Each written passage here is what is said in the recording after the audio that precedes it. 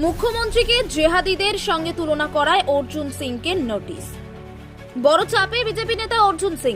মুখ্যমন্ত্রী মমতা বন্দ্যোপাধ্যায়কে জেহাদিদের সঙ্গে তুলনা করায় এবার তাকে পাঠানো হলো নোটিশ।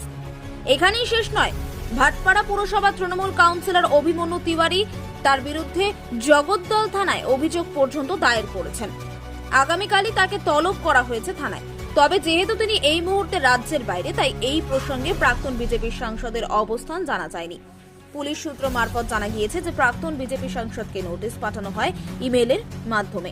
পাশাপাশি জগদ্দল থানার তরফ থেকেও তার বাড়িতে নোটিশ দিয়ে আসা হয়। তবে রাজ্যে না থাকার কারণে তিনি আগামীকাল থানায় হাজিরা দিতে পারবেন না এবং এক্ষেত্রে মনে করা হচ্ছে যে তিনি নিজেরা আইনজীবী মারফত পরবর্তী তারিখ নিতে পারবেন।